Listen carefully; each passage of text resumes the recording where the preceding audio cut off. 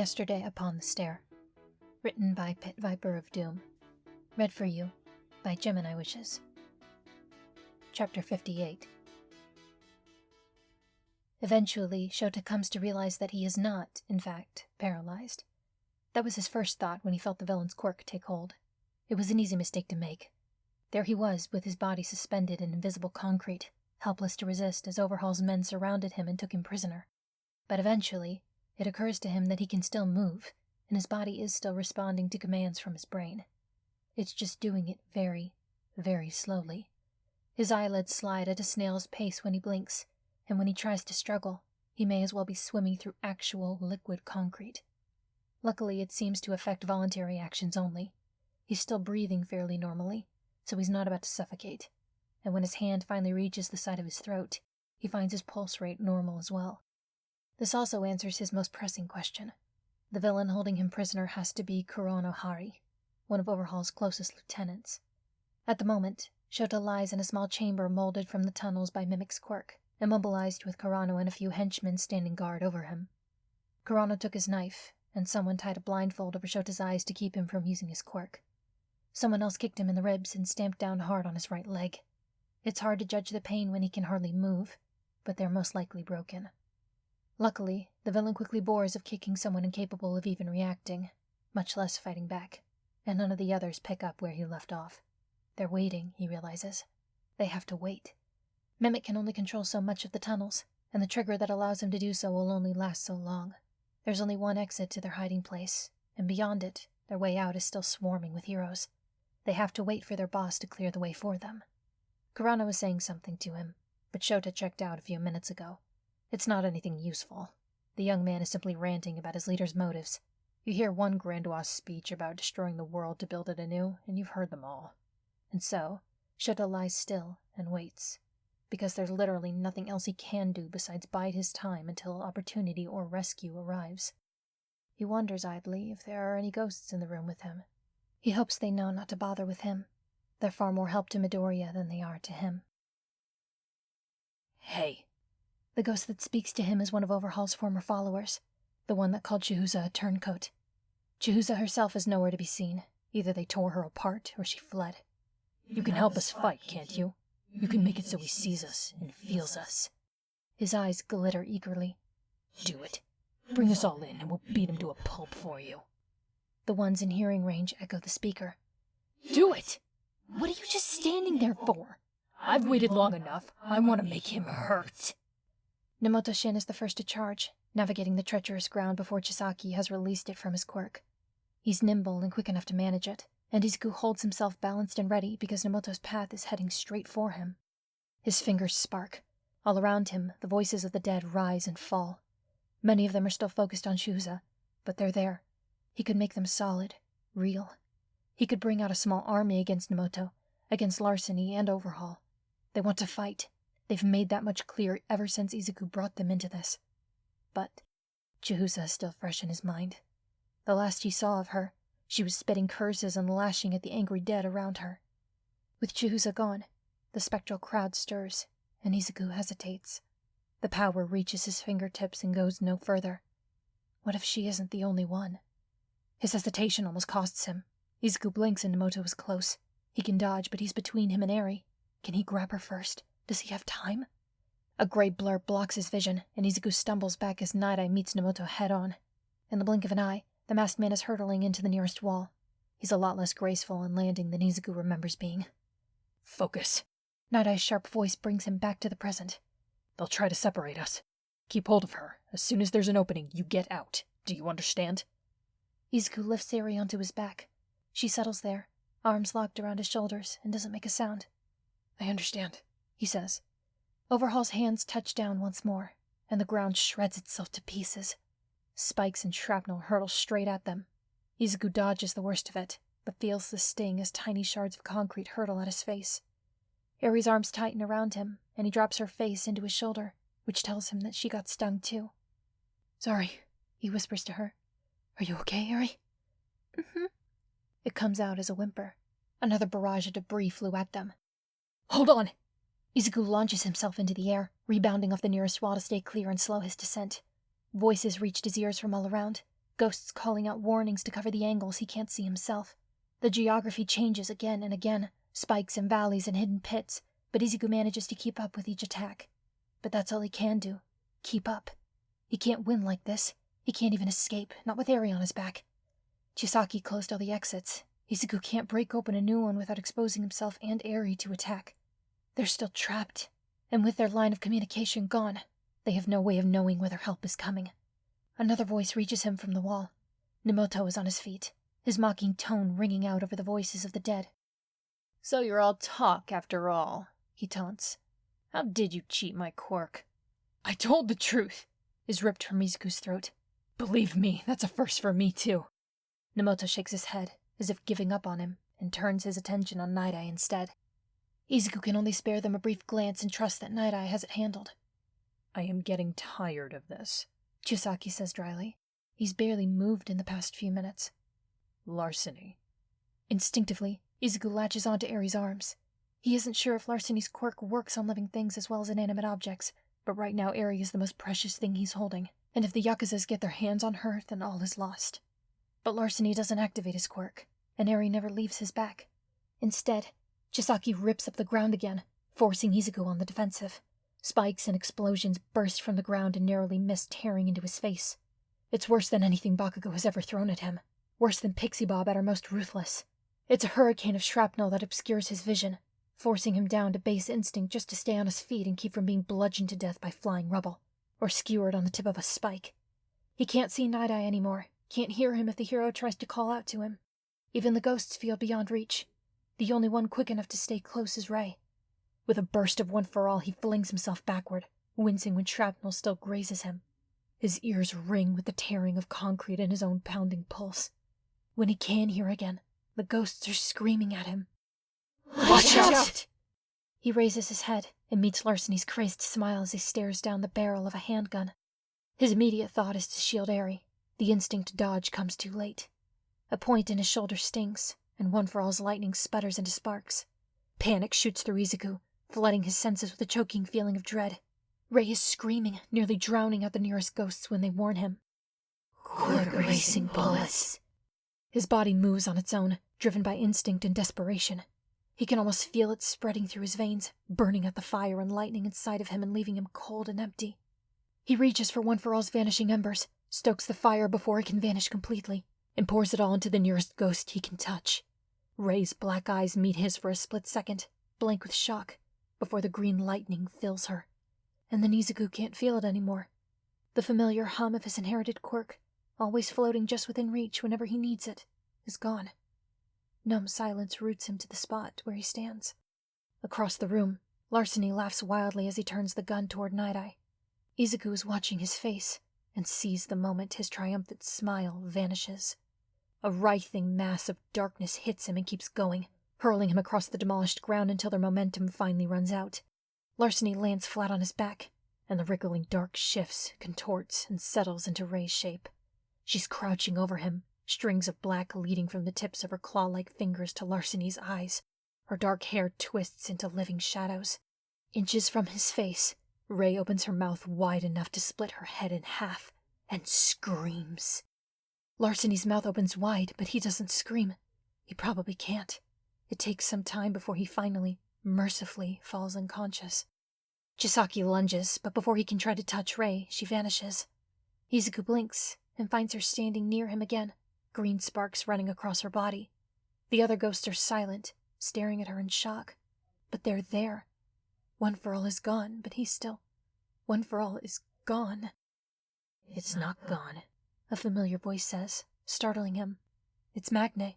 Magne from the League of Villains is here, watching the fight instead of following her former comrades. "I've been watching them. You just got hit with one of their temporary bullets. Survive this, and it'll come back. Eventually." Izuku looks to her, raw with hope. After Chusu, he isn't sure if he can trust another villain ghost so soon. And this is Magne, a member of the League, who has only ever hurt him and hurt his classmates and teachers. She hurt Pixie Bob. She helped kidnap him and Bakugo. She's part of the reason why Ragdoll lost her quirk. The dead villain sneers a little. "What's that look for?" she asks. "I'm no sycophant like that bitch from before. You know damn well where my loyalties lie. He killed me, and I want him destroyed. Simple as that. She's right, another ghost adds. They only just developed the permanent bullets, and with the girl gone, they couldn't make more. They won't waste the few they have arming an expendable. If anyone's got them, it's Chisaki himself. At least Nemoto's down, someone else says.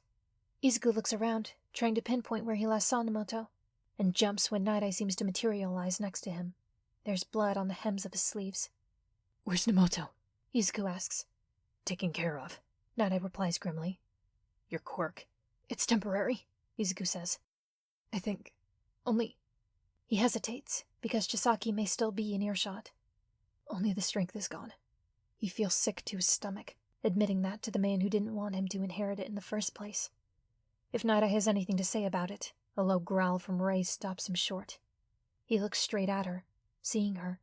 She's there, visible and solid and real. She looks back at him, considering. A tendril of black hair slithers free from the rest and curls up toward Nattai. He eyes it cautiously, until he sees that the end of it is wrapped around Larceny's handgun. My patience is wearing thin. Chisaki's voice, muffled as it is by the mask, still reaches them easily. Give me the girl. Are you really in a position to be making demands? Nattai asks. It's 2 against 1 now. 3 if they count Rei. The look on Rei's face tells Izuku that she very much counts herself. Consider this, Chisaki says mildly. Having her with you does not guarantee your safety. If I have to tear you both apart and her along with you, then I will. I have a lot of practice putting her back together. Izuku opens his mouth to tell him where he could stick his demands. Rei unhinges her jaw and cuts him off with a rattling shriek that reverberates in the marrow of his bones. To Chisaki's credit, he only hesitates a little before he lunges forward to turn the room against them once more. A quirk-nullifying dart hits him right in the throat. His hands hit the ground, and nothing happens. Nattai lowers the gun with a satisfied huff. With an eerie calm, Chisaki pulls the dart out and tosses it aside. I'm sure you think you're very clever, but the bullets in that gun are quite temporary. The permanent serum is in very short supply. I cannot trust just anyone with it, even among my own men. You're still out of quirk, Izuku retorts. How long do you think you can last without it? Nattai reaches out as if to hold him back. The purpose of my quirk is to destroy and rebuild, Chisaki replies with a disinterested shrug. It is, by its very nature, resistant to the temporary serum. It will be back shortly. How shortly? Well, you have no way of knowing that, I'm afraid. It's 2 minutes, the ghost says helpfully. You have 2 minutes. 2 minutes. Good to know, Izuku says aloud, and the pregnant pause on Chisaki's end settles his nerves with satisfaction. Chisaki considers him for a while. I might take you along when I retrieve that, he says, nodding toward Eri. Something tells me I can learn a lot by studying you. Rei lunges forward with a snarl, but Izuku stops her. She turns to him with a dark scowl, skull flashing behind her face.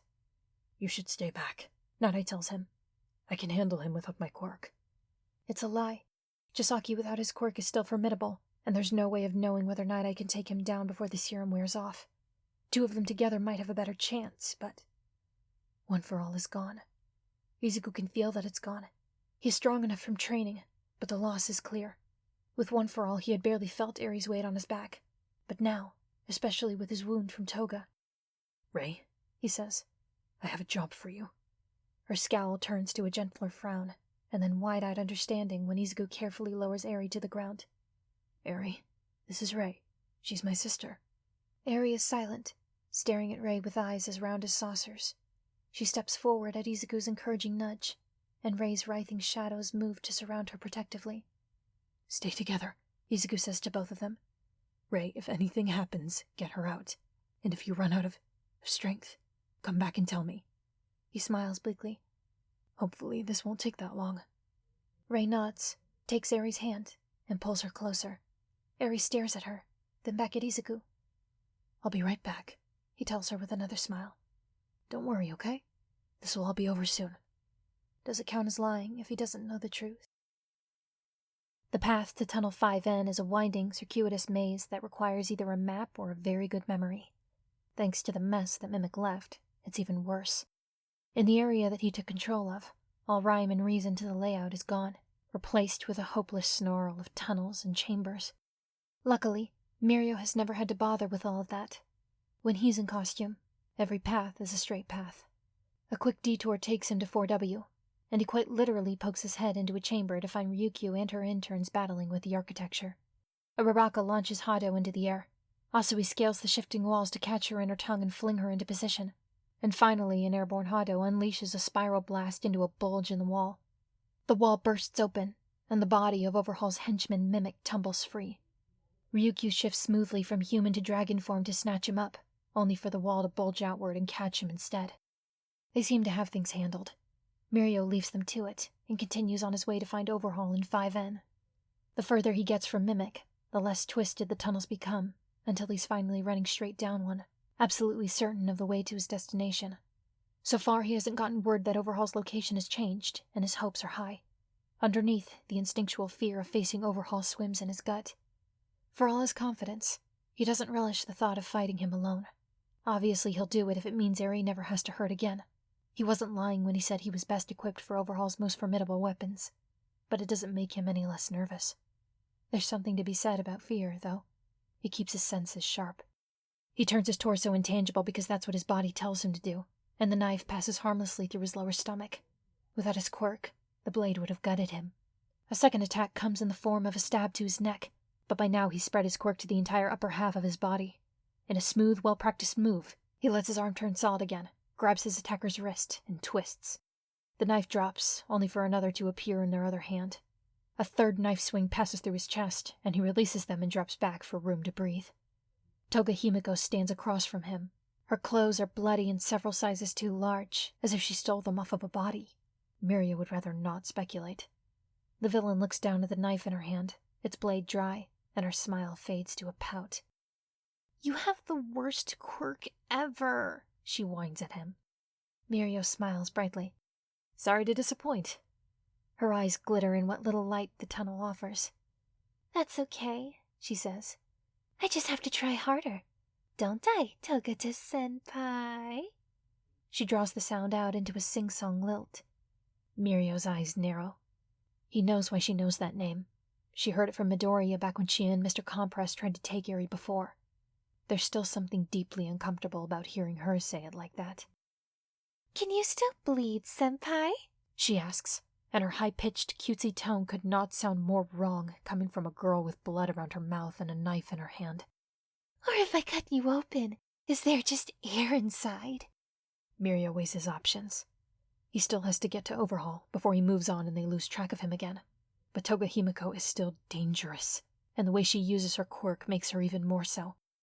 There's a murderous Yakuza leader in Tunnel 5N, but that doesn't change the fact that there's a serial killer standing right in front of him, and some of the blood on her knives belongs to Midoriya. He can make this quick. 100, 101, 102. That's close enough for Nattai's liking. "Less than 20 seconds, he calls to Midoriya. "Start moving away." Midoriya, infuriatingly, keeps attacking for a handful of seconds. He aims for soft spots, painful spots, and Nattai doesn't need years of experience to see the fury building within Chisaki's every move. "Midoriya, now!" The boy seems to ignore him as the seconds run out. Nattai's heart is in his throat by the time he finally twists around behind Chisaki and drives a punishing blow into his lower back. Had he been using one for all, even at his low percentage, a hit like that would have destroyed the villain's kidney. It actually paralyzes Chisaki for all of 2 seconds, and Midoriya uses that to finally get clear. 19, 120. Nattai fires again, and it hits. Chisaki manages to mold the ground beneath Nattai into spikes before the serum takes hold again. Nattai avoids the worst of it, but one of the spikes tears through his suit and gouges into his side. A flesh wound, but still a liability in a fight. For a moment, Chisaki's wild eyes lock with his. Even from the distance, Nattai can hear his breath hissing in his mask, betraying his rage. As soon as it's safe again, Midoriya continues his attack. He hasn't let up for a second, even though he has to be exhausted. Nattai can see how much the boy has been holding back until this fight, because without one for all, he is vicious. Tucking the handgun away, Nattai ducks under a protruding spike and rushes to join them. The fight reeks of desperation, and Nattai can't be sure that any of it is Chisaki's. The villain is outnumbered and quirkless, but they are effectively quirkless as well. Midoriya still has his ghosts, and Nattai can tell by the way he moves that he's getting boosts here and there from them. 34, 35, 36. Midoriya launches himself off of a ridge and drives a kick into Chisaki's chest, throwing him backward with a grunt of pain. The villain twists, narrowly avoiding a cluster of spikes left by his own quirk when he could last use it. 41, 42, 43, 44. Seeing his intern get this close to Chisaki still drives Nattai's heart rate up, even as he moves in to get close himself. It's to his chagrin that he finds himself mimicking Midoriya's strategy. He aims for soft spots, pressure points, places he knows it will hurt. He aims for joints. He aims for organs. He aims low. Only rookies and blowhards worry about looking classy when they fight. The heroes that stay alive are the ones that know that there's no such thing as a pretty fistfight. Whoever hits first and hits hardest has the best chance of winning. The minutes run down in Nattai's head, but Chisaki refuses to let up. It's a desperate fight on all sides, with Chisaki fighting to escape while Nattai and Midoriya fight to stop him. They can't bring him down in this round either. 110, 111, 113. "Get clear," he shouts. "Now!" Midoriya is already backing off as the words leave his mouth, weaving and climbing through the spikes and ridges. Chisaki pursues him, more used to navigating the effects of his own quirk than the boy is. As Midoriya moves away, Nattai fights his way closer. The seconds run out. Nattai aims and fires. The first shot misses, and he curses the wasted bullet. Chisaki moves closer, one hand deep in his pocket. His free hand touches a spike, and the ground ripples and molds itself like living clay. All at once, Nattai is on the defensive as the ground turns against him. Another spike tears through his leg, and his vision goes gray with pain as he puts his weight on it. There's a shout as Midoriya tries to reach him, but another lethal wave from Chisaki's quirk stops him from getting close. "Go to Eri!" It's an order, but Midoriya still hesitates. "Go to Eri, now!" "He's not going anywhere," Chisaki informs him, and Nattai realizes that the spikes around the boy have formed a cage. Facing the villain alone, Nattai wrestles with his fears. If they lose the child, then all of this is for nothing. If he can't handle this, then what chance does the child have? She has a ghost with her, but how long will that last when Midoriya has no more one-for-all to give? As if in answer to his own thoughts, the ghost child Ray lets out an unearthly scream that reverberates through every inch of the cavern. The scream makes Chisaki pause, giving Nattai a split second of opportunity. He fires off 2 more shots, and to his surprise and relief, they actually hit, one in the throat and the other right between his eyes. Nattai lets out the breath he was holding. They have time again. Maybe more than 2 minutes if 2 bullets hit him at once. Chisaki halts, breath hissing in a deep sigh. He sounds tired, not weary, but irritated. His hand comes out of his pocket, holding a syringe. Nattai lunges forward, but it's useless and he knows it. There's too much distance between them, too many obstacles, too much breathing room on Chisaki's end to stop him from inserting the needle into his own arm. For a moment, there's nothing, and then his body ripples. Nattai's heart turns to a leaden pit in his chest. 2 bullets and Chisaki's quirk is still working, which can only mean that he just injected himself with. "That's the first rule of creating a powerful weapon," Chisaki says serenely. Before their eyes, his face deconstructs and reconstructs itself. The bullets fall to the ground with a clatter. "Have contingencies in case it is used against you. It's a little tasteless using trigger. I'll freely admit that. But oh, does it make me strong." Chisaki doesn't run through the severe terrain. He doesn't weave through the spikes, doesn't dodge around the obstacles he made with his own hands. He flows through it. His body splits into tributaries of flesh, sloughing like a viscous liquid through the gaps in the terrain and reforming on the other side, for no other apparent purpose than to travel in a straight line. Just looking at it makes the bile rise in Nattai's throat. "This has been very interesting," Chisaki says. "Goodbye." He doesn't move, doesn't bend down to touch the ground, doesn't move his hands from his sides. A spike bursts from the ground on its own with a shriek of tearing concrete, and then the room is silent again. Nattai blinks, and the pain he registers is so intense that he can't even make a sound. It's the sort of pain that ought to make him fall to the ground, but very strange, he can't fall either. Why is he still standing when he hurts that much? He looks down. Oh, that's why. His ears ring as Chisaki approaches him and puts a hand on his forehead. He should struggle, but he can't move. He can't even fall down, propped up as he is by the spike impaling him through the stomach. It hurts, doesn't it? I could stop the pain, you know. I could end it right now. But I won't. My mercy must be earned, and you haven't, I'm afraid. Nattai shuts his eyes as if waiting for death. In the darkness of his closed eyelids, he looks into Chisaki's future. His heart sinks low in his blood-stained chest, and does not rise again. Of course it would be that way. He was a fool to ever think otherwise. Chisaki walks away without killing him. Nattai opens his tired eyes and resigns himself to watching the future play out a second time. With every blow that misses, every swing of her knife that permeates his body harmlessly, the bloodlust in Toga Himiko's eyes mounts. Muio can almost see foam flecking at her lips as she pulls them back in a grin that stretches from one side of her face to the other. Muio drops into the floor, shoots back out, and misses her again. It's not that she's predicting where he'll strike. She just won't stop moving. When he's underground, he's blind, deaf, and suffocating. He only has intuition and past experience to suggest to him where she might move. But Toga Himiko seems to delight in defying expectations, and so every time Muio bursts from beneath the ground to aim a blow at her, he finds her well out of reach. The cycle happens about 4 times before Muio switches tactics. She's using the same strategy Midoriya did, that time at the UA gym. It takes less energy for her to dodge than it does for Muio to repeatedly use his quirk, so as long as she keeps moving and predicting him, she can gradually wear him down. So Muio pops up topside one last time and attacks her head-on. He keeps one eye on the blade in her hand and one eye on the rest of her, so that he knows what parts of his body need to turn permeable. He has to split his brain to do so, between dodging, countering, striking, and activating his quirk. One of the best skills he ever learned from Sir was how to multitask. Gradually, Toga's movements grow more and more erratic. She's getting angry, losing her hold on her temper, and that means she's one step closer to losing. An angry combatant is a careless one. With a scream of effort, she swings her knife one last time, and instead of dodging or phasing through it, Muio drops one last time, activating and releasing his quirk almost immediately. This skill of his has been compared to teleporting and warping before, and for good reason. In the blink of an eye, he's behind her and sending a punishing blow into her lower back. Toga goes down, choking on pain, and Muio closes in. She still fights madly, clawing and snapping with her knife in her bare hands, and it's a trial to stay solid enough to hold her while still phasing through her attacks.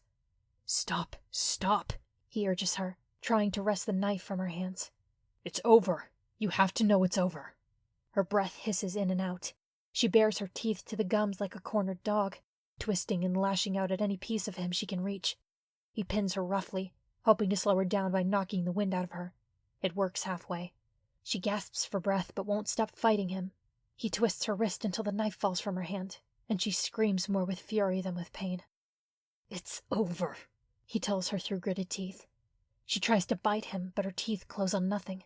She tries to kick him, and her foot passes through him harmlessly.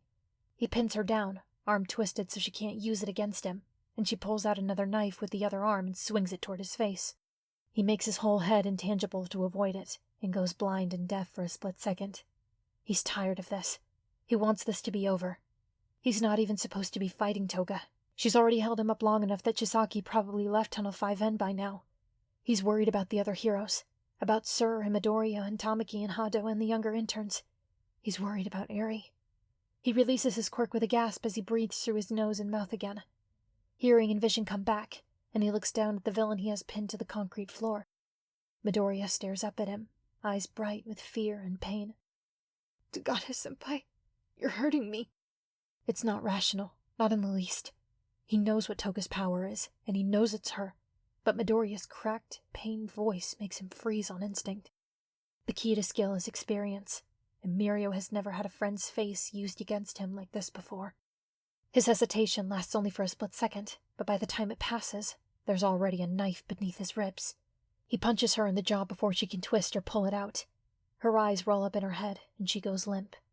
As Muio gingerly rises to his feet, Midoriya's face starts to melt off.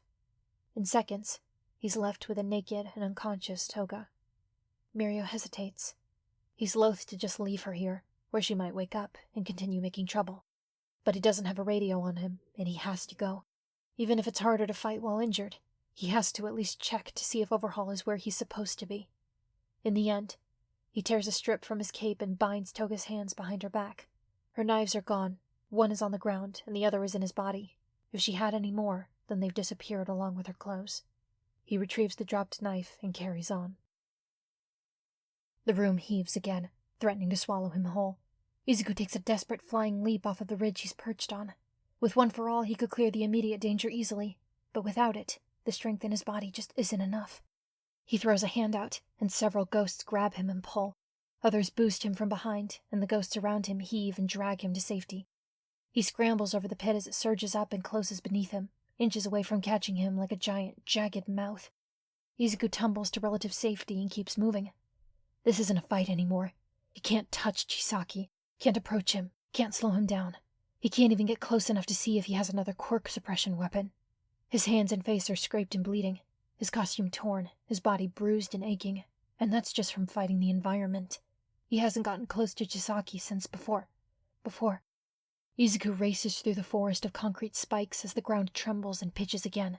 It throws him off his feet. He cracks his knees on the ground, stumbles upright, and keeps running. The ground bounces him again, and he rolls to a stop at the edge of a blood splatter. Izuku lifts his eyes to see Nattai watching him, still held upright on the spike that's punched clear through him. His heart plummets when he sees the hero's face. He's seen enough ghosts to know what despair looks like. Many of them are gathered around Nattai right now, clustered together as if waiting for one more of Chisaki's victims to join them. As Izuku picks himself up, he looks beyond Nattai to find Rei with her arms around Eri, holding her close and surrounding her as best she can. His first instinct is dismay, because it can't be good for Eri to see Nattai like this, but he can see why Rei brought her here. For all that Chisaki has been tossing him around like a rag doll, he's left the area around Nattai more or less alone. If Nattai were caught up in the turbulence, he wouldn't last long. He's going to die either way if they don't get help soon. Apparently Chisaki doesn't want that to happen too fast. A thread of white-hot rage drifts into the fear roiling in his stomach. He fights against it, trying to drown it in forced calm. It's dangerous to get angry in a fight that he's already losing, but he's trying to think of a new plan, and there just isn't one. Their only hope is for Toga to find out Chisaki isn't in the other tunnel and come back to them. His only option is to stay alive and drag this out. He could send Rei to fetch him, but he's not sure he can keep Eri out of Chisaki's hands by himself. Does anyone know where Toga is? He asks the ghosts around him. Blood runs down his face from a cut near his hairline, sticking in his eye. There's murmuring among them. It may take some time for them to have an answer, and he doesn't have time. Nattai? It hurts to look at him. He's seen worse on ghosts. Of course he's seen worse. But it's different when Nattai is still alive and he can't just will those awful wounds away with a change in his mood. If you use your quirk on me, could you tell me how long it'll take Toga to get back? The hero looks at him with dull eyes, and Izuku's heart sinks again. It's an optimistic question to ask, because it bears the assumption that he'll survive long enough for Toga's arrival to show up in his future. I'm sorry, Nattai rasps. I'm so sorry. Before Chisaki left, I looked into his future. He breaks off with a wet cough, and a dark trickle down his chin reaches his collar to stain it deep red. You might as well tell me, Izuku says wearily. According to you, that's not going to make a difference anyway. For a moment, Nattai hesitates. Then, he kills you, he says, and every word sounds like an apology. He takes Eri and kills you when you try to stop him from leaving with her. He escapes. Ah, well, that was one of the things he expected. Oh, he says, and then, okay. Chisaki approaches them at a leisurely pace. Izuku braces himself to start moving again. He has to draw him away before he gets close enough to reach Eri. This can stop at any time, the villain says, and Izuku contemplates spitting at him before he realizes that Chisaki isn't looking at him at all. This doesn't have to continue, and you know that. Caught between Rei's arms, surrounded by twisting shadows, Eri trembles under Chisaki's stare. Stop this pointless rebellion, do as you're told, and come back where you belong, Chisaki tells her. Do that, and this will be over. I'll even put them back together for you, good as new. You will? Eri's voice is small, but for now the room is still enough for the sound to carry. He won't, Izuku says loudly. He's lying, Eri. Believe me, I know a liar when I see one. Such a hypocrite you are, Chisaki says to him. You preach goodness and safety and freedom, while trapping her from doing what she truly wants. Rei's angry snarl almost cuts off his next words. You claim to care about her, but you won't even allow her this one choice. Heroes like you really are a sickness. The rage slithers upward in his chest, eager and hungry. Yeah, sorry, it's terminal, he says. He looks at Chisaki's jacket, his pockets, even the folds of his shirt underneath, searching for the telltale shape of a handgun. I've been trying to cough in your stupid face all day. Maybe you'll catch some basic decency. He doesn't see anything. Where is it? Chisaki barely looks at him before his body partially liquefies again and flows straight to where Rei and Eri are standing. Izuku yells, but his voice is drowned out when Rei's head splits in half at the jaw. Her shadows go wild and half swallow Eri in darkness, and Rei screams. Fear explodes outward from her like a wave of force, churning Izuku's insides until he almost throws up. He's not the only one who feels it. Chisaki's viscous form stops in its tracks and convulses violently in midair.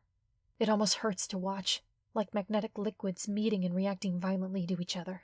Throwing caution to the wind, Izuku rushes toward them. Hands catch him by the elbow and nearly wrench his shoulder, pulling him back. Pro tip, kid. That's point for point how I bid it. Magne hisses close to his ear. I have to, Izuku chokes out. I have to get Eri, or they said Chisaki might have those bullets, and maybe... Did you bother checking the other one first? Magne asks. Nemoto ain't an expendable. Izuku stops in his tracks. Sir, when you dealt with Nemoto, was he armed? He asks. Handgun. Nattai replies. Dropped him before he could shoot. Ground changed before I could take it.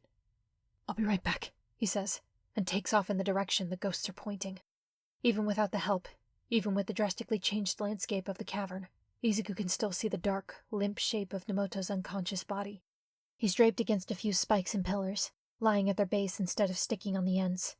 It seems that Chisaki took care not to kill him by accident. Either he does care about some of his henchmen, or he was worried about damaging the gun and its special ammunition. It's fine either way. With Nemoto alive, there's one less ghost loyal to Chisaki, and Izuku is just as capable of using the undamaged gun as anyone else. He's less than halfway there when he drops. He doesn't register at his pain, at least not at first. A feeling of something is wrong washes over him, and in the blink of an eye he's on the ground like a downed deer. A split second later the pain hits him, blinding, white-hot, and intense. He looks down and finds a long spire of concrete sticking straight through his thigh from back to front. Unlike Nattai's, it was thin enough to snap off when he fell, and leaving a concrete spike about a half-meter long sticking through his leg like a javelin. Watch out! Scattered, ragged warning cries reach him. Izuku rolls over on his back just in time to see Chisaki's shapeless form flowing swiftly toward him.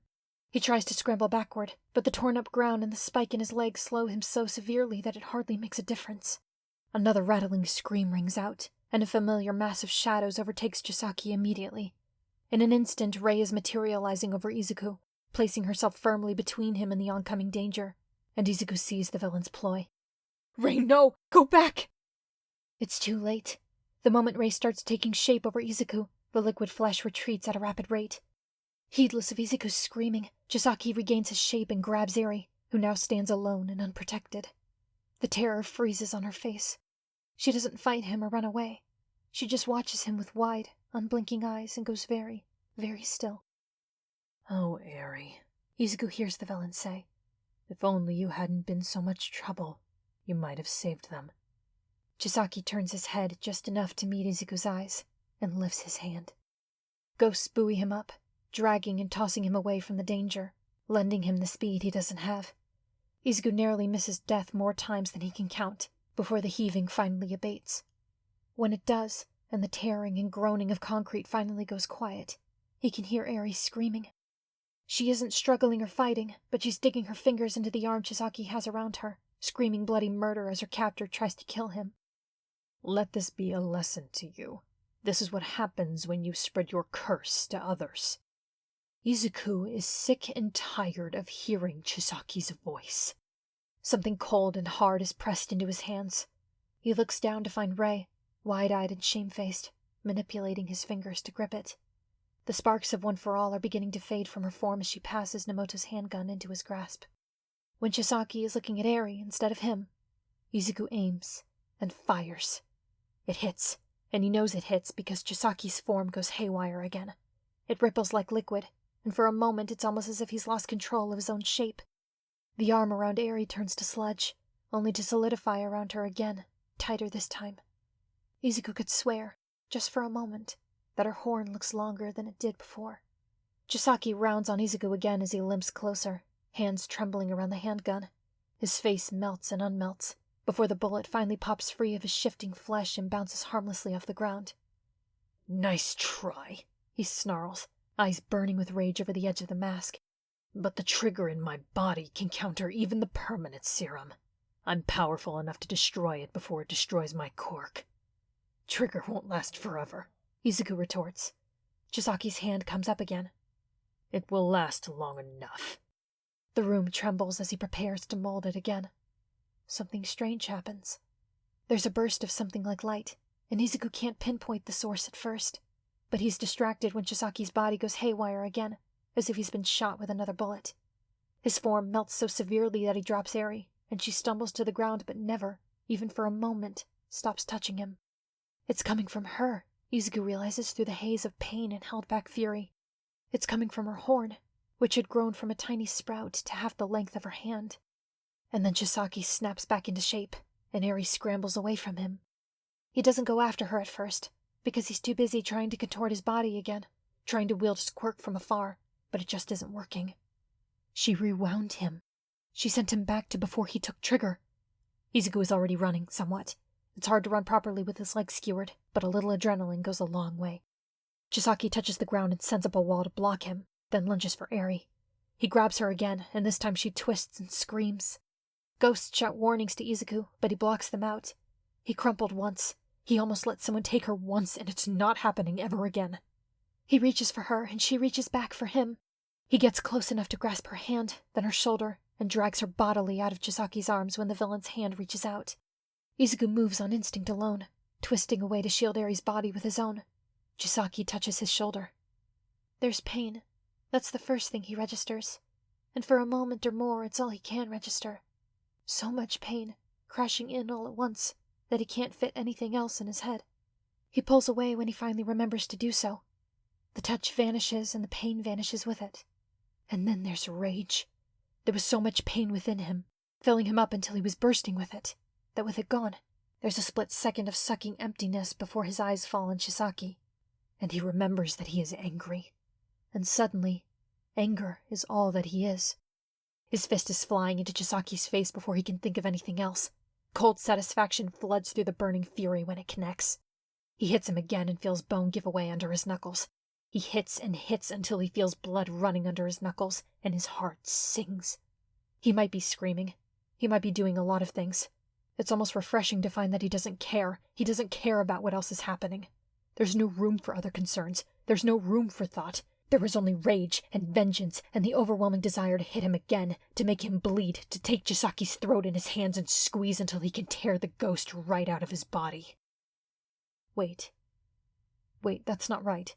There are other things to think about. There's Nattai. There's Eri. Where's Eri? He was just holding her, wasn't he? Did Chisaki take her back? Fear joins the anger. They churn together, just as all-consuming, but now diluting each other. Izuku blinks. His eyes clear, and he looks at Chisaki to find him empty-handed. He's also standing still, staring at Izuku with shock? Confusion? Fear? That can't be right. Why would Chisaki be afraid of him? Izuku looks around, as if the concrete spikes can offer an answer, and finds Nattai's face instead. The hero's expression is disturbingly similar to Chisaki's, but there's no fear in him. It's more like, what's the word for it? Why is everyone staring at him? He's fighting a villain. He's a hero. That's what he does. What's so shocking about that? Is there something on his face? He looks down at himself, and it takes a moment to comprehend what he's seeing. Oh, he says when he finally does. His arm's gone. That's a good place to start. The shoulder's gone with it, along with a good portion of his chest. That could explain why Chisaki looks afraid, why Nattai looks shocked. Izuku's a little shocked himself, because he shouldn't be able to fight like this. Adrenaline is one thing, but this... He shouldn't be able to move. How is he even still standing? He looks at Chisaki again. Chisaki looks back. His eyes flicker to a point somewhere behind Izuku, and Izuku turns. He's lying amid broken concrete and fallen spikes, crumpled up with his arm and shoulder and part of his chest missing. The ground beneath him is soaked with blood. Eri crouches by it, wide-eyed and mute with shock. Beyond her, Chisaki's army of vengeful ghosts gape openly. But for once, they're all silent, every last soul, looking either at him or at the pitiful crumpled thing on the ground. Which is also him. That's his body, Izuku thinks. He's standing up and looking down at his body. Oh. He looks down at his hands and wonders if they're pale beneath the gloves. He wonders if his eyes are white. Okay. He turns back to Chisaki. The rage is still there, churning and violent, but it's diluted with other things. Fear, yes. Dread. Determination. Hope, brought on by the sight of blood and bruising on Chisaki's face. He can touch him. He wants to touch him, wants to hurt him. He hurt Eri, hurt Nattai, hurt everyone. Everyone in this room is dead because of him. The emotions are loud, louder than they've ever been before. They ought to be. Without a body, they're all he has. They're all that he is. It's like a whirlwind inside of him, and if he isn't careful, he'll lose himself in the howling storm. So that's a problem for later, he says out loud, and even his own voice sounds strange to him now. I'm gonna beat the shit out of you now. Chisaki breathes in through his mask, and Izuku slams into him before he can speak. The force of the blow sends him flying through the jagged terrain he made himself, and he only avoids shattered bones by destroying each spike and ridge as he crashes through them. When he comes to a halt at least, still battered and bleeding in spite of his efforts, Izuku is upon him, beating him back down with his one remaining fist. The taste of blood is sharp on his tongue, and the storm inside of him wants more. Struggling upright, Chisaki slams his hand into Izuku's broken chest, but nothing happens. His quirk can't touch the things that ghosts are made of. How? Chisaki rasps. How? I killed you! Izuku spits the memory of blood. He thinks back to before Chisaki did what he did, before his body was torn apart and broken, and when he looks down again, his arm is good as new. Looks like it, he says. What's your plan now, Kai? He looks into Chisaki's eyes and sees fear bleeding through. Izuku's heart isn't doing much beating at the moment, but he still feels hope in it all the same. Muio races back and forth from one end of Tunnel 5N to the other, leaving dazed and unconscious villains in his wake. Quite a few that he comes upon are already incapacitated, and that just makes his job easier. He doesn't even need his usual underground tricks to take out the rest. Bullets fly straight through him, and none of the villains seem to have a plan beyond shooting at him.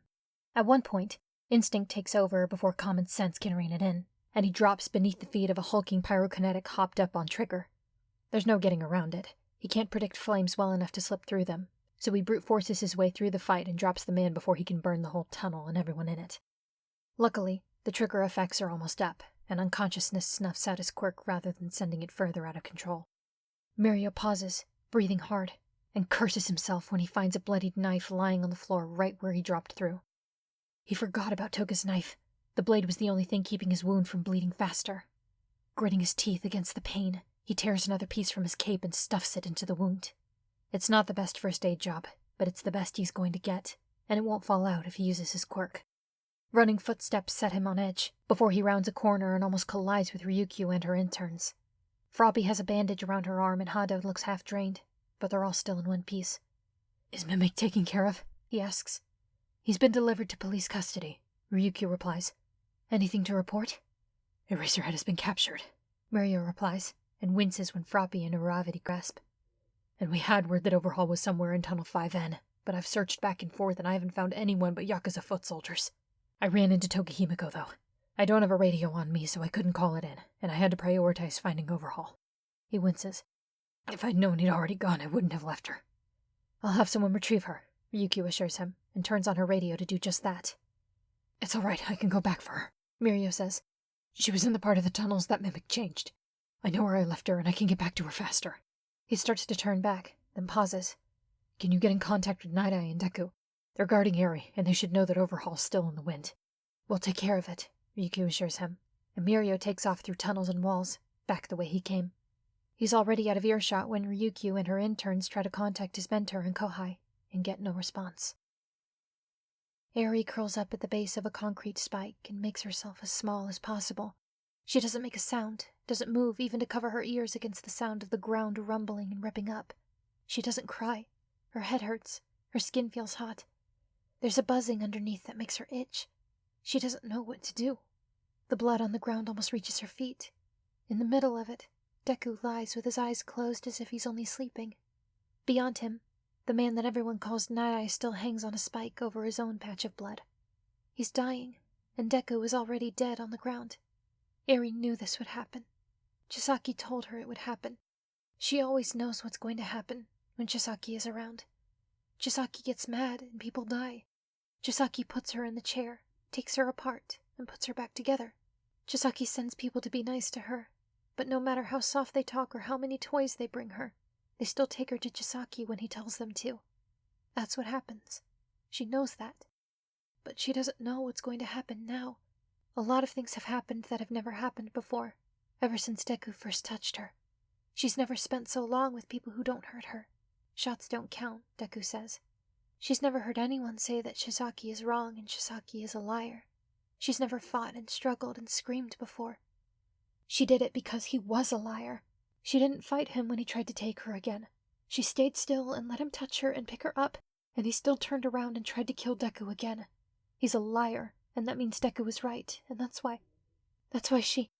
But most of all, she's never seen someone get back up after Chisaki killed them. Not without Chisaki putting them back together himself.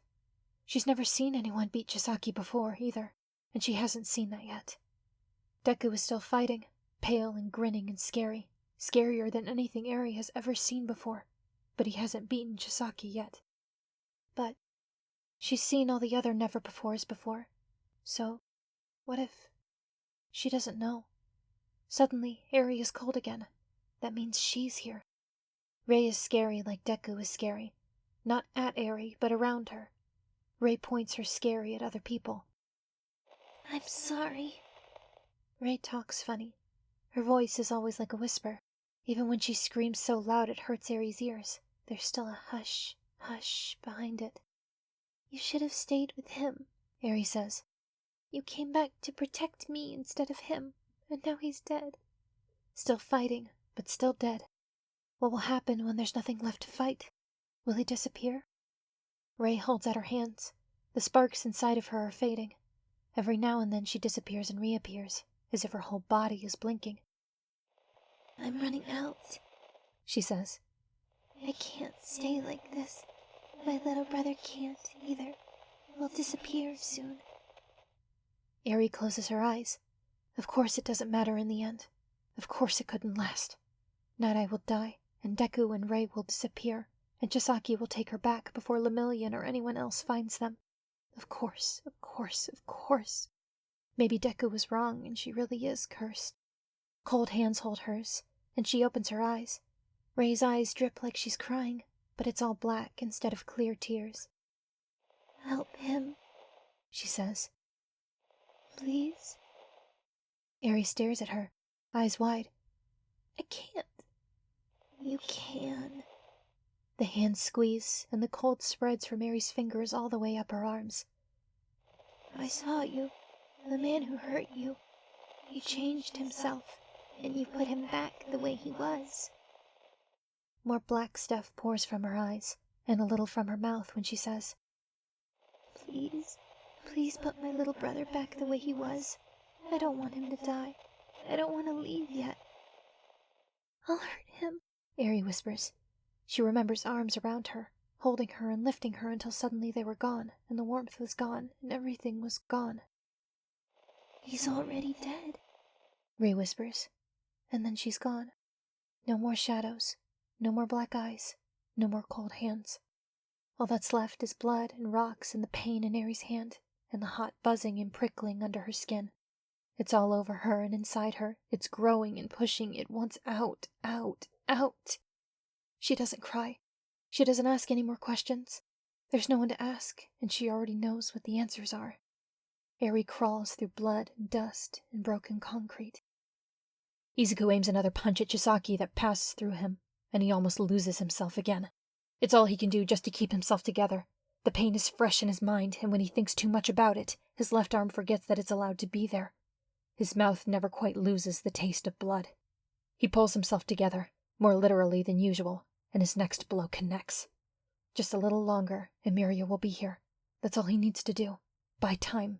Just a little longer, and then he can fall apart. As soon as he's finished doing what needs to be done, then whatever happens will happen. He's dead, and One for All will die with him. Chisaki keeps touching him, grabbing him, but it doesn't mean anything anymore. His quirk can't hurt him anymore, and even when Chisaki hits him, the pain is distant, as if it only hurts because Izuku knows that it should. He's not feeling it, only remembering it. Another punch turns to mist, and Chisaki's eyes glitter with frantic hope. "You can't keep this up forever," he says. "You're only prolonging the inevitable. And why should you care anyway? I've already killed you." The rage takes over again, and his arm and shoulder vanish before the next punch can land. He opens his mouth to answer, and all that comes out is blood and screaming. "You've failed," Chisaki says, and his voice grinds like sand in the cracks of Izuku's control, irritating and constant and inescapable. "You haven't just died. You've died for nothing." One for All dies with him.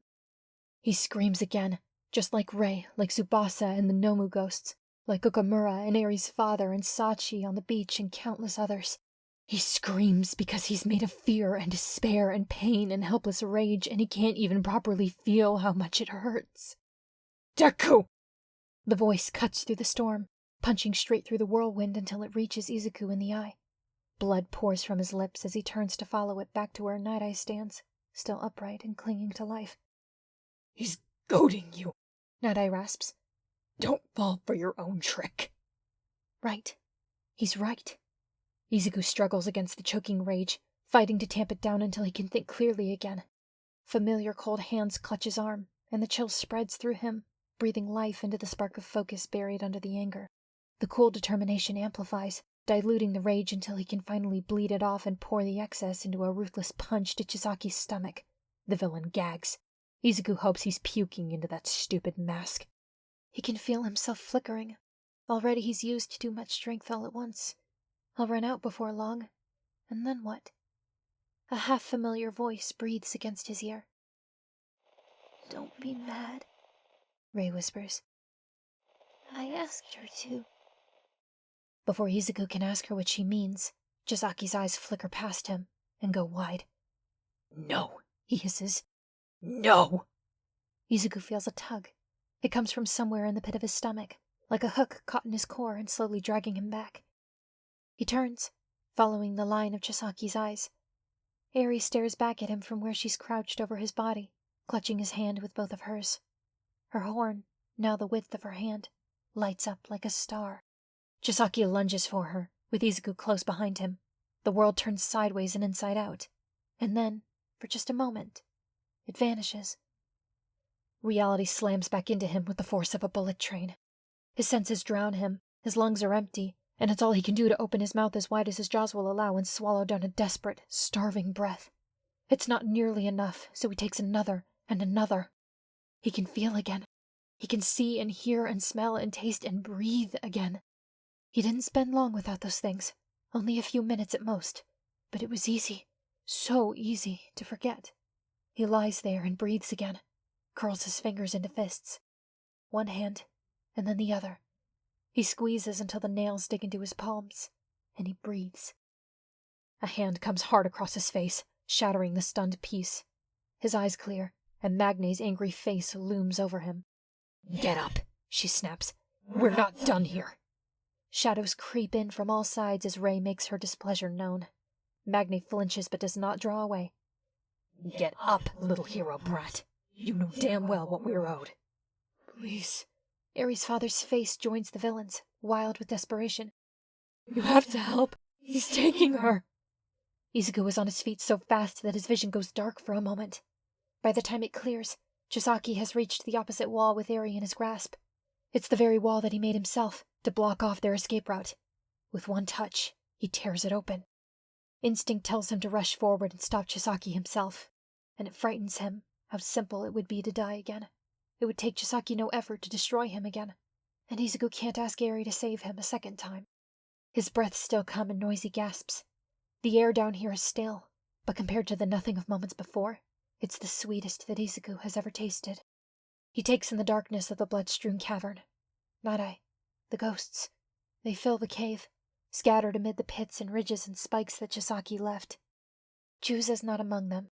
He hasn't seen her since the battle began, and he will never truly know what happened to her. None of them are watching him anymore. There's only one man drawing their eyes. You know what we're owed.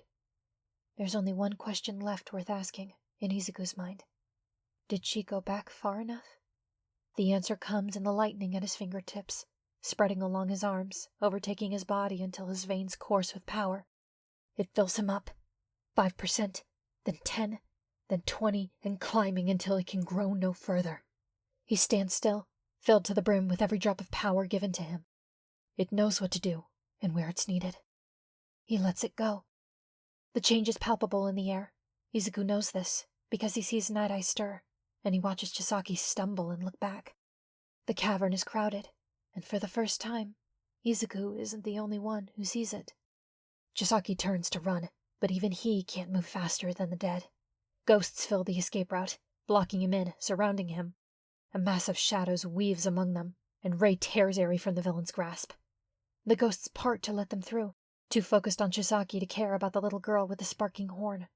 They see Chisaki looking at them, and their voices shake the concrete.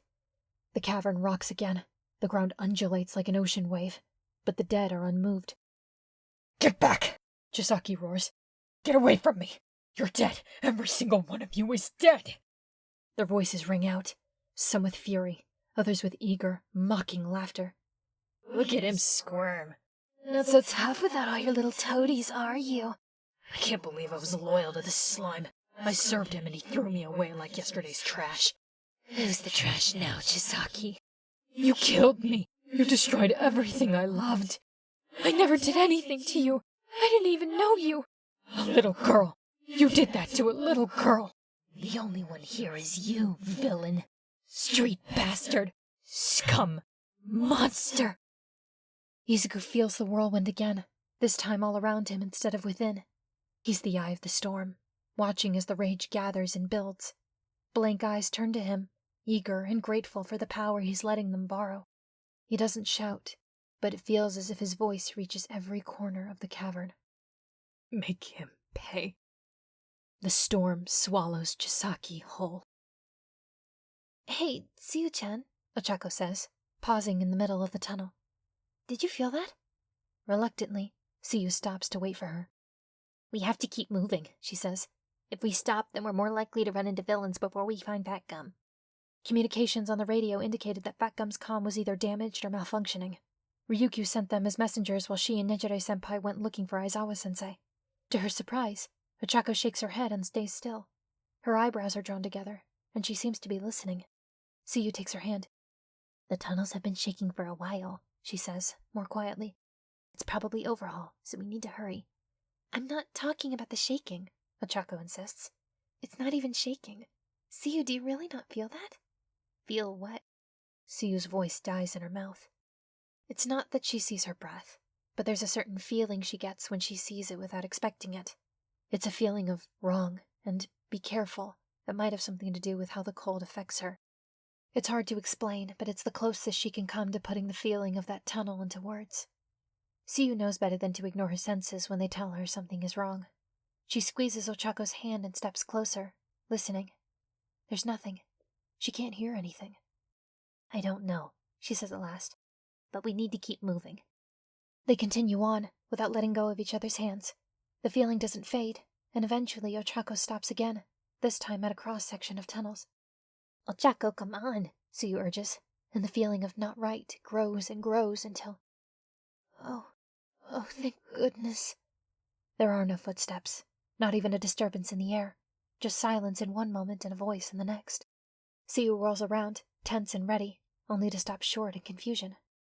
A woman stands about a stone's throw away, watching them from one of the connecting hallways. She's youngish, maybe 30, and the look on her face when she sees them is one of relief. At least, Tsuyu assumes she's looking at them.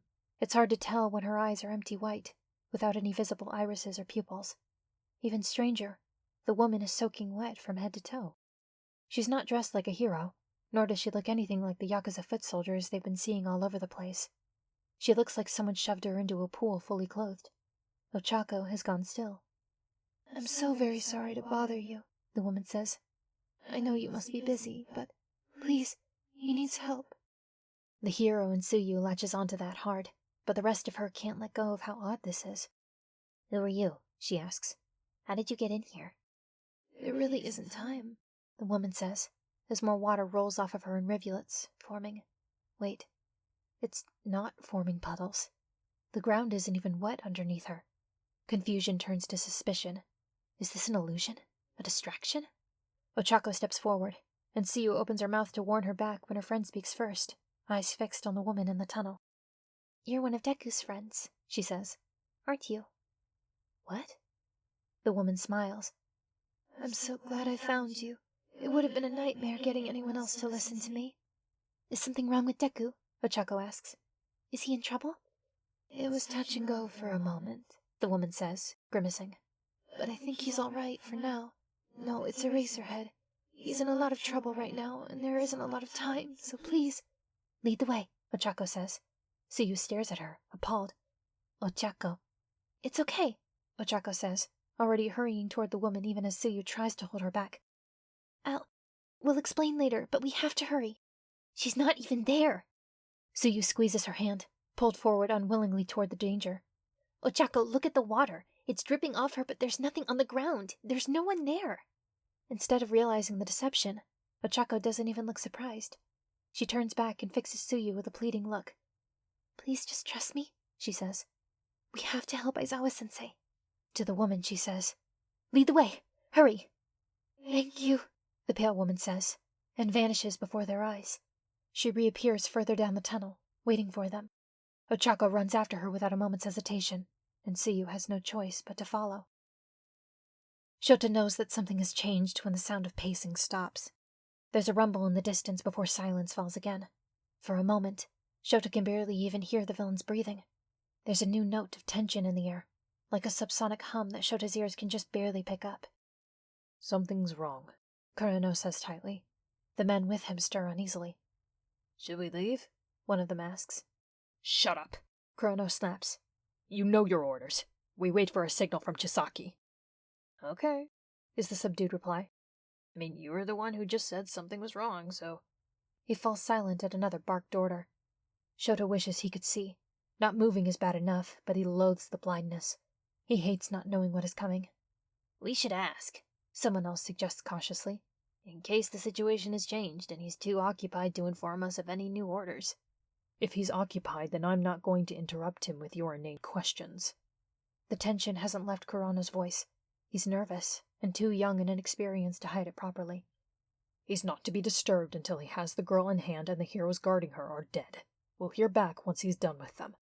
Protective fury burns low and hot in Shota's chest. 4 of his students are out there. He should be helping them, not trapped and blind and surrounded by villains. There were a dozen different ways to avoid this. Kurono had been aiming his quirk at Midoriya. If Aizawa hadn't taken the hit for him, then he could have taken the villain on himself and erased its effects. Hell, he could have pulled the kid out of the way instead of jumping between them like some boneheaded rookie. Damn hindsight. He waits, counting the seconds as they tick by. He's lost count of how long he's been here. He has no idea whether Kurono's quirk has some kind of limit, timed or otherwise. He doesn't know where he is in relation to any possible escape routes, or if any escape routes even exist. He can pinpoint the locations of the villains around him, but they keep shifting and pacing. From the quiet, a crackle and squeal reaches Shota's ears. It's the sound of a comm dying. Kurono fumbles it, demands an explanation over it. There's no reply. The silence that follows is suffocating. Something's wrong, he repeats. Damn it, he shouldn't be taking this long. The hero should be staining the walls by now. He curses, kicks something in frustration. Fine, we're leaving. We'll regroup with Chisaki outside. Should we take Eraserhead? A pause. No, Kurono says. He'll slow us down, and if anything has happened to Kai, which I highly doubt, but one can't be too safe, there'll be more trouble than he's worth. He sighs, harsh and angry.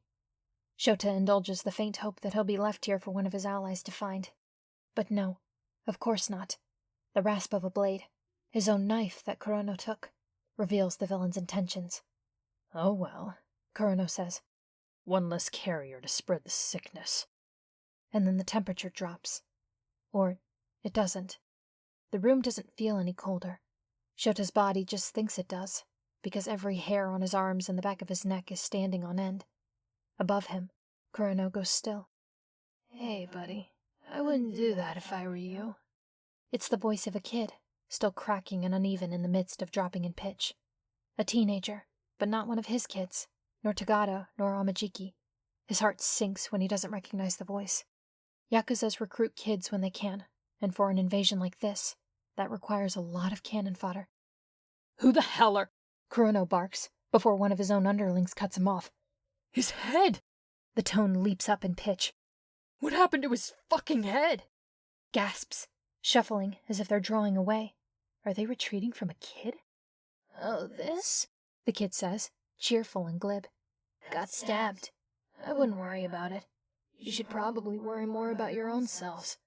The others are busy tearing up your boss, but they might break off, get bored. After that, they're coming straight for you. What are you talking about? Kurono demands. Tearing up. That's impossible. Anyone who gets close to Kai is as good as dead. There's a beat. The boy laughs. It's a full belly laugh, the kind that makes you double up and wheeze for breath. By the time the brief fit passes, Shota can almost hear Kurono seething. I mean, the kid says, still giggling. You're not wrong. Right on the money, actually. Smart guy. I'll give you that. Realization blooms. Shota would freeze in place if he weren't already held still. What is that supposed to mean? One of the villains mutters. How about this, smart guy? The boy continues. Remember Officer Shigeyama? No? Come on, it's not every day you break into a guy's house, club his wife to death while he watches, and slit his throat. Do you really not remember?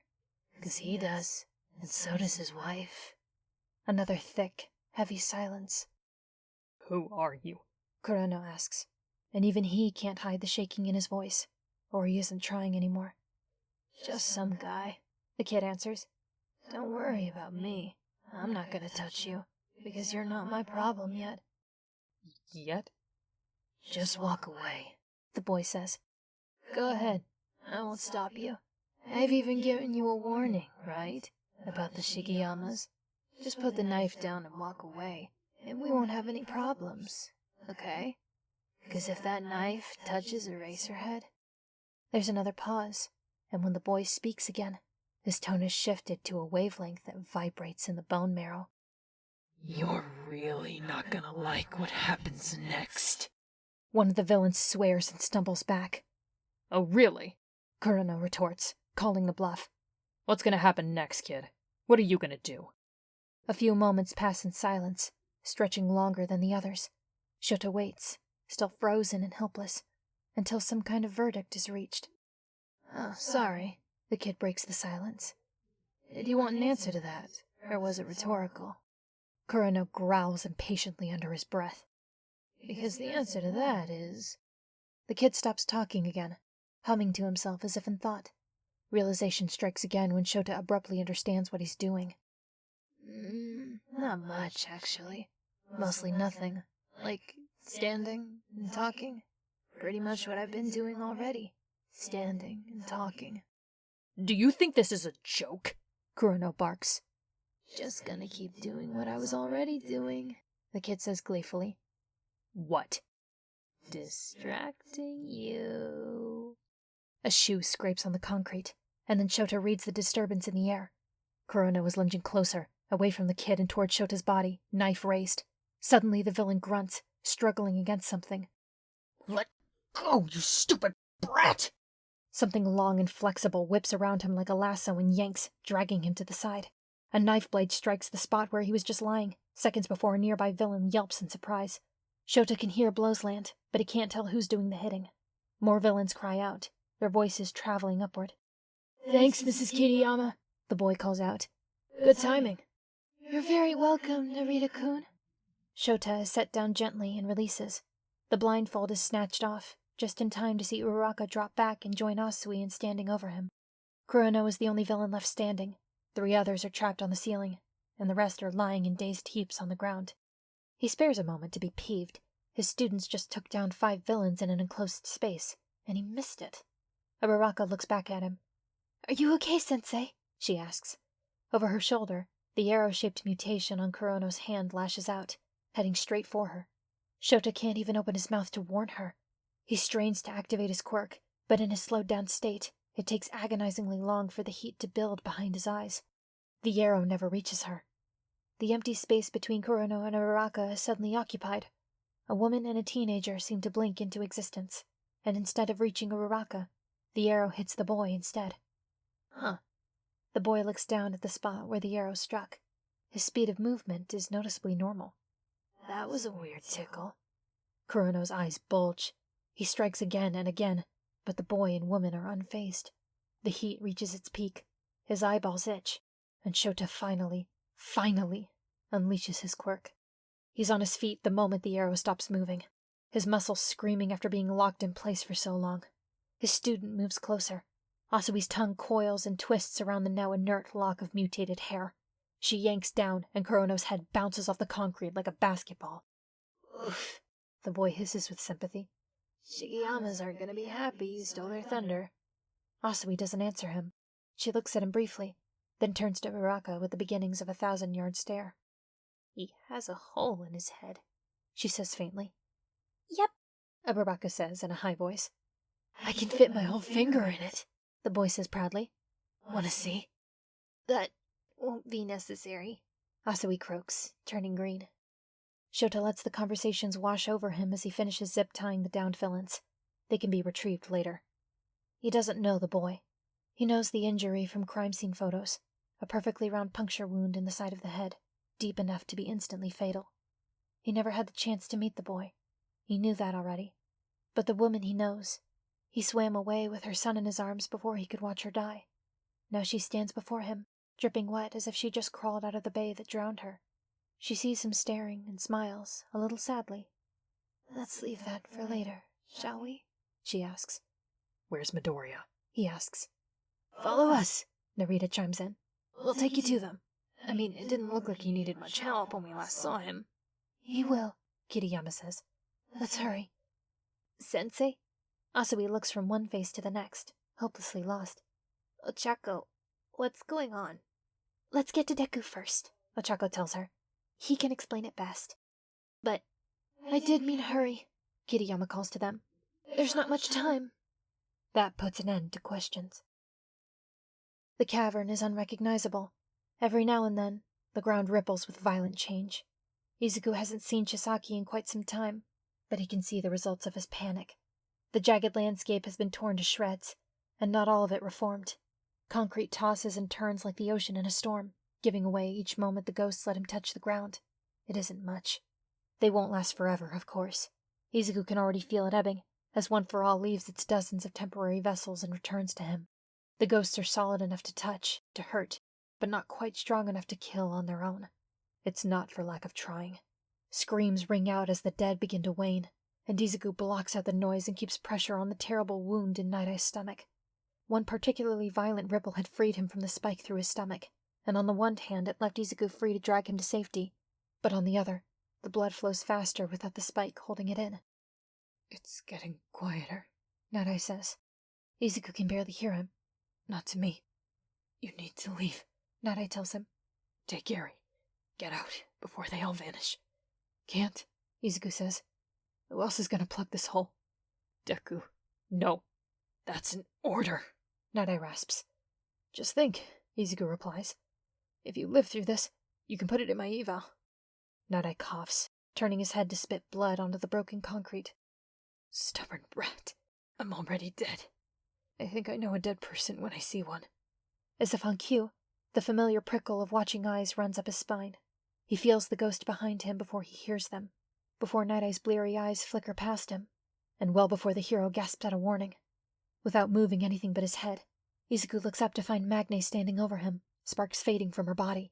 She holds her hand out to the side, the handgun loaded with permanent quirk erasers dangling idly from her fingers. Much as I'd like to stick around for my pound of flesh, she says, I have some people to talk to before I lose my chance. Something tells me you're not going to give me another one. Izuku's eyes are fixed on the gun, and she smiles and tosses it away.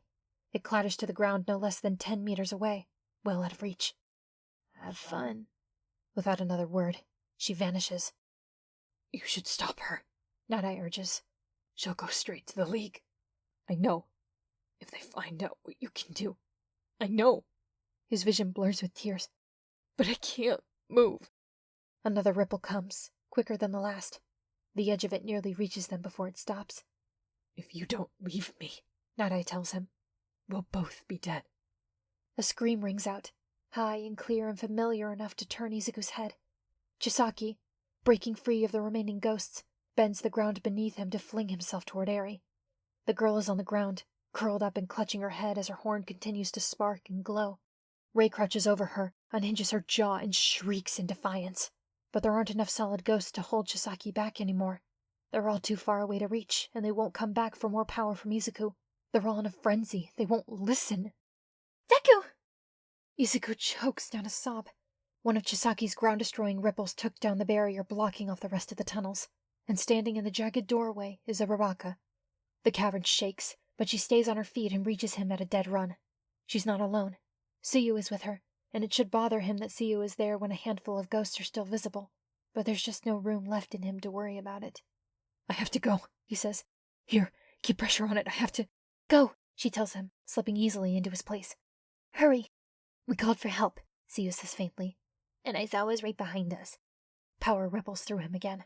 It's less than before, but still he pours it into every ghost he passes, until he can feel himself scraping at the dregs. It won't last long, but it doesn't have to. Help is on the way. Every second he can buy is worthwhile. Chisaki disappears into the mob again, screaming as they claw at him. Izuku runs past him to where Eri huddles on the ground, horn blazing like a star. Rei is trying to tend to her, but nothing works. Eri's face is blank with terror. She looks like she's about to pass out. Arms catch Izuku around the middle, pulling him up short. He struggles, exhausted but still determined. Let me go, I have to... Don't. Eri's father tells him. Don't touch her, or you'll end up like me. Izuku goes still, frustrated. But I'll get her, the ghost says. She can't hurt me anymore. Rei bares her teeth at his approach, but moves aside when she realizes who it is. Eri's father gathers her up in his arms. If she realizes what is happening, or who is carrying her, she doesn't show it. The ghost takes a moment to hold her close, eyes shut as he touches his daughter for the first time in years. More of One for All slips away from the ghosts, and the moment is cut short when Chisaki breaks free again. Izuku pours his last drops of energy into the ghosts close enough to get in his way. The edges of his vision go dark, but he stays on his feet and follows Rei, Eri, and her silent father back to the others. They reach them just as Aizawa comes through the opening, limping on a leg that Narita warns him is broken. His teacher stops short and stares for a moment at the howling mob of the dead, the concrete floor and walls that come alive from time to time, and the pitiful group huddled at the edge of it all. A moment later, he joins them as well. Do I want to know? He asks over the noise. You erase quirks, don't you? Eri's father asks, still cradling her gently. Please, something's wrong and she can't turn it off. She's burning up. I think it's hurting her. It's as simple as flipping a switch. The glow in Eri's horn vanishes, and it shrinks down to a tiny nub on her forehead. Her eyes slip shut, and she goes limp in her father's arms. He quickly passes her to Izuku. Sorry, I think I'm fading, and I don't want to drop her. The sparks of One for All vanish as soon as the words are out. One by one, the ghosts in the room lose their borrowed power, their solidity. They keep tearing at him, until it becomes clear that they can no longer touch him. The fight is going to continue. They have a better chance with Aizawa here, but his leg is broken. Izuku wants desperately to get up, but the strength is gone from his legs and the tunnel vision won't go away. One for All is back in its proper vessel, but his energy is just gone. When it all dies down, Chisaki is kneeling in the middle of the crowd, shoulders heaving as he breathes. His jacket is gone, torn from his body along with the mask, which now lies discarded and out of reach. His face is scratched and gouged, blood drips from his nose and mouth, and one eye keeps squinting and shutting. His throat is dark with bruises, all in the shape of grasping hands and fingers. But he's still alive, still awake, still looking at them with murder in his eyes. Izuku strains to get up, but a hand lands heavy on his shoulder. Don't get up, Midoriya-chan, Suyu tells him. Help is coming, and if it comes to it, we can fight him instead. Izuku swallows the lump in his throat. It's part relief and part guilt for feeling relieved. He shouldn't want to make someone fight for him, especially if they can't afford to. Aburaka is busy with Nattai. Even if she weren't, she and Suyu are contact fighters, and there's no worse way to fight against Chisaki. But there's no other way, because Aizawa can barely walk, and Izuku has nothing left to give the ghosts. He's so tired. Chisaki climbs to his feet. There's no smugness left. No more calm, easy arrogance and certainty of victory. All that's left is base rage. He lunges toward them, slamming his hand to a concrete ridge. Aizawa's eyes flash red, and nothing happens. Chisaki ducks behind the ridge, out of Aizawa's line of sight. In an instant, a wave of concrete spikes ripples towards them. There's a blur of red and gold, shooting past them with the sound of a cape snapping, before it vanishes into the ground. The pillar hiding Chisaki shatters, and the wave of spikes halts close enough for Izuku to reach out and touch the tip of one. Chisaki goes flying out from behind his cover, doubled up and choking from a blow to the stomach. Tagata stands between him and the rest of them, and chances a look over his shoulder. His face is a mask of cold fury. Izuku has never seen him look like that before. Is everyone all right? His voice doesn't shake. He is deathly, eerily calm. Izuku is tired. Eri weighs far too little for a girl her age, but even she feels heavy to him now. Everything hurts. His face feels sticky and crusty with blood or tears or both. He doesn't even have the energy to lie.